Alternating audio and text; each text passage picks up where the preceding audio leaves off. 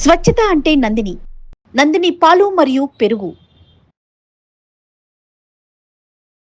వాగర్థవివ సంపృక్తౌ వాగర్థ ప్రతిపత్తయే జగతః పితరౌ వందే పార్వతీ పరమేశ్వరౌ. ఆదిత్యాయ చ సోమాయ మంగళాయ బుధాయ చ గురుశుక్ర శనిభ్యశ్చ రాహవే కేతవే నమః.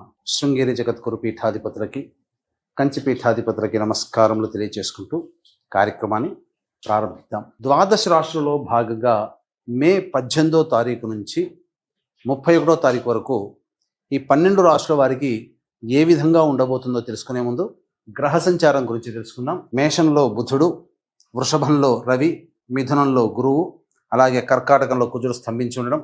18వ తారీఖు నుంచి రాహువు కుంభంలోను, కేతువు సింహంలోని సంచారం చేస్తుండడం. మీనరాశిలో శని శుక్రుల యొక్క సంచార ప్రభావం వెరసి చూసినట్లయితే వీక్షించేటువంటి ప్రేక్షకులకి ఒక అద్భుతమైనటువంటి యోగము ఈ మే 18, 19, 20వ తారీఖులో నుంచి చూసుకుంటే రాహుకేతులు అనగా రాహుకేతుల మధ్య మొత్తము సప్తగ్రహాలు బంధింపబడి ఉండడం, కాల సర్పదోష ప్రభావము మే 18వ తారీఖు నుంచి ప్రభావం ప్రారంభమైంది. ఇక ఈ 18వ తారీఖు నుంచే గ్రహమాలిక యోగము 18, 19, 20వ తారీఖులో చూసుకుంటే గ్రహాలన్నీ వరుసగా ఒక రాశిలో ఒక మాలగా ఉండిపోయింది. 18వ తారీఖు నుంచి 20వ తారీఖు వరకు మొత్తం గ్రహాలన్నీ ఒక్కొక్క రాశిలో ఉన్నాయి. అనగా సప్తగ్రహాలు మొత్తము 1, 2, 3, 4, 5, 6, 7, 8 రాశుల్లో మొత్తము నవగ్రహాలు 8 రాశుల్లో స్థిరపడి సంచార ప్రభావం అనేటువంటిది ఉంది. కాబట్టి గమనించగలరు. మే 18వ తారీఖు నుంచి 31వ తారీఖు వరకు ధనుస్సు రాశిలో జన్మించినటువంటి వారికి ఏ విధంగా ఉండబోతుందో తెలుసుకునే ప్రయత్నం చేద్దాం. గురువు మిథున రాశిలోకి ప్రవేశం చేశాడు 14వ తారీఖు నుంచి. సంపూర్ణంగా యోగాన్ని కలగజేసేటువంటి పరిస్థితి. ప్రతి పనులలో దైవానుగ్రహం కలుగుతుంది.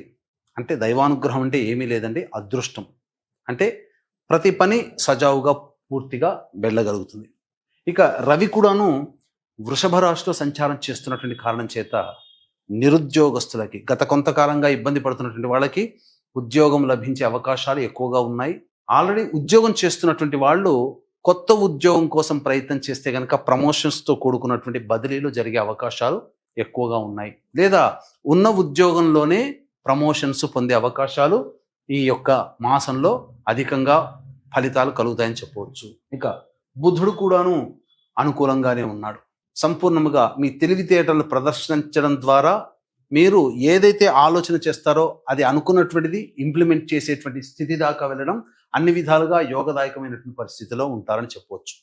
కాకపోతే వచ్చిన చిక్కల్లా కూడా ప్రధానంగా ఈ అష్టమ కుజుడు మరియు అర్ధాష్టమ శని దోష ప్రభావం, ఈ 2 పాపగ్రహాల ప్రభావం వలన మిగతా గ్రహాలు ఎంత అనుకూలంగా ఉన్నప్పటికీ కూడా ఈ 2 గ్రహాల ప్రభావం వల్ల కొన్ని ఇబ్బందికర పరిస్థితులు. కాబట్టి పరిహారాల్లో భాగంగా ఈ 2 గ్రహాలు గనక చేసుకుంటూ ఉన్నట్లయితే 31వ తారీఖు వరకు మీరు తలపెట్టినటువంటి పనులలో అన్ని విధాలుగా యోగదాయకంగా ఉంటుంది. ఇక ముఖ్యంగా గమనించుకున్నట్లయితే గృహానికి సంబంధించినటువంటి విషయాల్లో మీరు ముందడుగు వేస్తారు. అంటే ఇల్లు తీసుకోవాలనే ఆలోచన, లేదా ప్లాట్ తీసుకోవాలని, లేదా వాహన కొనుగోలు, ఏదైనప్పటికీ కూడా స్థిరాస్తులకు సంబంధించినటువంటి విషయాల్లో మీకు అనుకూలంగా ఉండబోతుంది అని చెప్పవచ్చు. లేదు ఉన్నటువంటి ఇంటిని లేదా ఆ స్థిరాస్తుల్ని అమ్మకాలు జరుపుకోవాలంటే మీకు మంచి అవకాశంతో, మంచి రేటుతో వచ్చే అవకాశాలు ఈ మాసంలో గోచరమవుతుంది. కాబట్టి ఏదేమైనా కానీ ప్రయత్నం చేసుకునే ఏదైనా కానీ మీరు వెసులుబాటు చూసుకొని ముందడుగు వేయండి, మంచి జరుగుతుంది. అయితే ప్రధానంగా అన్ని రాశుల వారికి ఈ 31వ తారీఖు వరకు కూడా కాలసర్పదోష ప్రభావం, ఈ రాహుకేతుల యొక్క ప్రభావము, రాహుకేతుల మధ్యలో అన్ని గ్రహాలు ఉండడం, కాబట్టి మంచి చెడు అనేటువంటిది ఒకే రకంగా ఉంటుంది. కాకపోతే గ్రహాలన్నీ కూడాను ఇప్పటి వరకు మనం యోగించే గ్రహాల గురించి తెలియచేసుకున్నాం, యోగించని గ్రహాల గురించి కూడా తెలుసుకున్నాం. ఈ అర్ధాష్టమ శని, అష్టమ కుజ ప్రభావంతో పాటు ఈ రాహుకేతులు కూడా మీకు ప్రధానంగా చూసుకుంటే ధనుస్సు రాశి వారికి రాహుకేతులు యోగిస్తారు. ఇది మాత్రం చెప్పవచ్చు. ఎందుకనంటే 3వ స్థానంలో రాహు, 9వ స్థానంలో కేతు దిగ్బలురై ఉన్నటువంటి కారణం చేత ఉన్నటువంటి 9 గ్రహాలలో ఈ శని కుజులు తప్ప మిగతావన్నీ కూడాను అనుకూలంగా ఉండబోతున్నాయి. శని ఎలాగో సంచారం చేస్తూ కొన్ని రోజుల్లో మంచి, కొన్ని రోజుల్లో చెడు, అది ఎలాగో ఉంటుంది. కాబట్టి ఎక్కువ గ్రహాలు అనుకూలంగా ఉన్నాయి కాబట్టి తలపెట్టినటువంటి పనులని ముందుకు తీసుకువెళ్ళే ప్రయత్నం చేయండి. ఆత్మవిశ్వాసంతో ముందడుగు వేయండి. గ్రహాలు మీకు సపోర్ట్ చేస్తాయి. విదేశీయానము, విదేశీ విద్యకు సంబంధించిన ప్రయత్నాలన్నీ కూడా కొలిక్కి వస్తాయి. విద్యార్థులు మంచి ఉన్నత శ్రేణితో పాస్ అయ్యే అవకాశాలు ఉంటాయి. కాంపిటీషన్ ఎగ్జామ్స్లో మీకు తప్పకుండా మంచి ఆశించినటువంటి ఫలితం కలుగుతుందని చెప్పవచ్చు. వివాహం కావాల్సినటువంటి అబ్బాయిలకి అమ్మాయిలకి తప్పకుండా వివాహ సంబంధాలు కుదిరే అవకాశాలు ఉంటాయి.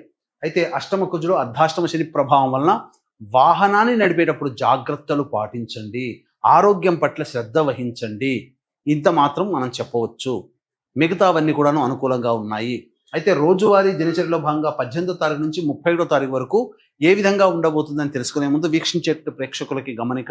ఈ నెల 22వ తారీఖు హనుమత్ జయంతి సందర్భంగా ఈ శని మార్పు, రాహుకేతులు, గురు మార్పు పొందినటువంటి విధంగా 12 రాశుల వారికి కూడాను సామాన్యమైనటువంటి పరిస్థితి ఉంటుంది. రాహుకేతులు కూడాను కాలసర్పదోష ప్రభావం కూడా ఉన్నటువంటి కారణం చేత ప్రధానంగా జాతకరీత్యా కలుగు విద్య, వివాహ, ఉద్యోగ, దాంపత్య, అనారోగ్య సమస్యల నివారణకి మరియు మేష, మిథున, కర్కాటక, సింహ, కన్య, వృశ్చిక, ధనుస్సు, కుంభ, మీన రాశిలో జన్మించినటువంటి వారికి ఈ శనిదోష పరిహారార్థమై సర్వదోష నివారణ పూజల హోమాలు జరిపించి శక్తిపాతము చేయబడినటువంటి శంకరుంగలి మాలని మీకు అందివ్వడం జరుగుతుంది. అలాగే సరస్వతీ నదీ పుష్కరాల సందర్భంగా అమావాస్య రోజున 26వ తారీఖు రోజున పిండ ప్రదాన కార్యక్రమాలు జరిపించడం జరుగుతాయి. బ్రాహ్మణుని కర్తగా పెట్టి, అలాగే తండ్రి వైపు 6 తరాలు, తల్లి వైపు 3 తరాల్లో ఏవైనా దుర్మరణాలు కనుక ఉన్నట్లయితే వాటిని పితృశాపాలు అని అంటారు. ఈ పితృశాపాల నివృత్తికి కర్ణాటకలో కార్యక్రమాలు చేయించడం జరుగుతుంది. ముఖ్యంగా ఈ పితృశాప ప్రభావం వలన కుటుంబంలో ఏ శుభకార్యము జరగదు. అన్నీ కూడాను ఇబ్బందికరంగా మారుతాయి. అన్ని నోటిదాకా వచ్చి వెనక్కి వెళ్ళిపోతాయి. కాబట్టి ఈ పితృదోష నివారణ కార్యక్రమాలు కూడా జరిపించడం జరుగుతుంది. అవకాశం ఉన్న వాళ్ళు కార్యక్రమ తదనంతరం కాంటాక్ట్ చేసి మీ పూర్తి వివరాలు తెలుసుకోవచ్చు. ఇక 18, 19, 20వ తారీఖులో కనుక గమనించుకున్నట్లయితే ప్రధానంగా మీ వాక్కుని అదుపులో పెట్టుకుని ప్రయత్నం చేయండి. ఎందుకంటే కుటుంబ సభ్యులతో మీకు వాగ్వివాదాలు జరుగుతాయి. లౌక్యంతో వ్యవహరించండి. ధనము నష్టము ఎక్కువగా ఉంటుంది. ఖర్చులు అధికంగా ఉంటాయి కాబట్టి జాగ్రత్తలు పాటించండి. 21, 22వ తారీఖుల్లో ప్రధానంగా ఖర్చుకు మించిన ఆదాయం లభించడం, ఆనందకరంగా జీవిస్తారు, విందుల వినోదాల్లో పాల్గొంటారు. సోదర సోదరిమణుల యొక్క సహాయ సహకారాలతో మీకున్నటువంటి పనులన్నీ కూడాను పూర్తి చేసుకుంటారని చెప్పవచ్చు. 23, 24వ తేదీల్లో ముఖ్యంగా వాహనాన్ని నడిపేటప్పుడు జాగ్రత్తలు పాటించాలి. గృహ మరమ్మతులు, వాహన మరమ్మతులకి ఎక్కువగా ఖర్చు అవుతాయి. తల్లిగారి ఆరోగ్యం పట్ల శ్రద్ధ వహించాలి. ప్రశాంతత లేకుండా ఉంటారని చెప్పవచ్చు. 25, 26వ తారీఖుల్లో మీ ఆరోగ్యం పట్ల శ్రద్ధ వహించాలి. ఎక్కువగా తల తిరగడం లాంటి సమస్యలు ఎదుర్కోవచ్చు. ఇక ప్రధానంగా అన్ని ఆలోచనలకే పరిమితం అవుతాయి తప్ప ఏది కూడాను ముందుకు సాగదు. ఇక 27, 28, 29, 30వ తారీఖులో ఈ 4 రోజుల పాటు సమస్యలన్నీ కూడాను సాల్వ్ అవుతాయి. ముఖ్యంగా ఆదాయం అధికంగా ఉండడం వల్ల మీ ఖర్చులో మీ యొక్క సమస్యలన్నీ కూడా పూర్తి చేసుకుంటారు. ఆనందంగా గడుపుతారు. దాంపత్య జీవిత భాగస్వామితో లేదా వ్యాపార భాగస్వామితో ఉన్నటువంటి పొరపచ్చాలు తొలగిపోయి ఆనందకరంగా జీవిస్తారని చెప్పవచ్చు. 31వ తారీఖు రోజున మాత్రం ఖర్చులు అధికంగా ఉంటాయి. ప్రశాంతత లేని జీవితాన్ని గడుపుతారు. కాబట్టి జాగ్రత్తలు పాటించండి. ఇక ఈ యొక్క ధనుస్సు రాశిలో జన్మించినటువంటి మహిళలకి ఎక్కడైతే ఇంతకుముందు మీరు కోల్పోయినటువంటి గౌరవాన్ని, మర్యాదల్ని మళ్ళీ తిరిగి పొందగలుగుతారు. మీకు పెద్ద పీట వేస్తారు కుటుంబ సభ్యులు. మీ మాట చెల్లుబాటు అవుతుంది. మీరు అనుకున్నటువంటి పనులన్నీ కూడాను సహాయ సహకారాలు చేయడం కోసం మీకు ఎప్పుడు కూడాను మీ వాళ్ళు ఎదురుగా ఉంటారు. కాబట్టి మీకు శ్రమ లేకుండానే మీ పనులన్నీ పూర్తి చేసుకుంటారు. ముఖ్యంగా వ్యాపార రంగంలో, వృత్తి రంగంలో ఉన్నటువంటి వాళ్ళకి చక్కటి ధనాదాయం చక్కగా ఉంటుంది. ఉద్యోగినులకైతే అన్ని విధాలుగా అనుకూలంగా ఉంటుంది. ఉద్యోగం కూడా లభిస్తుంది. అన్ని విధాలుగా యోగదాయకమైనటువంటి పరిస్థితి. కాబట్టి ఆరోగ్యం పట్ల కాస్త శ్రద్ధ వహించాల్సినటువంటి పరిస్థితి అని చెప్పవచ్చు. కాకపోతే ఇంట్లో కింది స్థాయి వాళ్ళు మీకు సహకరించకపోవడం వల్ల కొంత చికాకులు అనేటువంటివి ఉంటాయి. వాటిని లౌక్యంతో మీరు అధిగమించవచ్చు. వివాహం కాని అమ్మాయిలకి వివాహాలు అవుతాయి. ఇక సంతానం కోసం ఎదురు చూసేటువంటి వ్యక్తులకి చక్కటి సత్సంతాన భాగ్యం లభించి తీరుతుందని చెప్పవచ్చు. ఇక ఈ రాశిలో జన్మించినటువంటి వాళ్ళు సమస్యల పరిష్కారం కోసం ప్రతిరోజు కూడా సుబ్రహ్మణ్య భుజంగ స్తోత్రము, కాలభైరవాష్టక పారాయణము, అలాగే అవకాశం కుదిరినప్పుడల్లా సుబ్రహ్మణ్య స్వామికి, ఈశ్వరుడికి అభిషేకం జరిపించుకోండి. సమస్యలు తీరుతాయి. ఇప్పుడు చెప్పినటువంటి సమస్యల కంటే ఇంకా విభిన్నంగా మీ యొక్క జీవితం ఉంది అంటే మీ యొక్క జన్మ జాతకంలో నడుస్తున్నటువంటి గ్రహ దశాంతర దశల ప్రభావాలు. కావున దగ్గరలోని మంచి ఉపాసనా పరులైనటువంటి జ్యోతిష్యుల్ని సంప్రదించి వారి సలహాలు, సూచనలు కనుక పాటించినట్లయితే మరింత మెరుగైనటువంటి జీవితాన్ని పొందుతారని తెలియచేయవచ్చు. అలాగే హనుమత్ జయంతి సందర్భంగా జరిగే సర్వదోష నివారణ పూజల్లో పాల్గొనే ప్రయత్నం చేయండి. మరియు ఈ సరస్వతి పుష్కరాల సందర్భంగా పిండ ప్రదాన కార్యక్రమాలు మరియు అమావాస్య రోజున కర్ణాటకలో పితృదోష నివారణ కార్యక్రమాలు కూడా జరిపించడం జరుగుతుందని చెప్పవచ్చు. సర్వం శ్రీ ఉమామహేశ్వర పరబ్రహ్మార్పణమస్తు.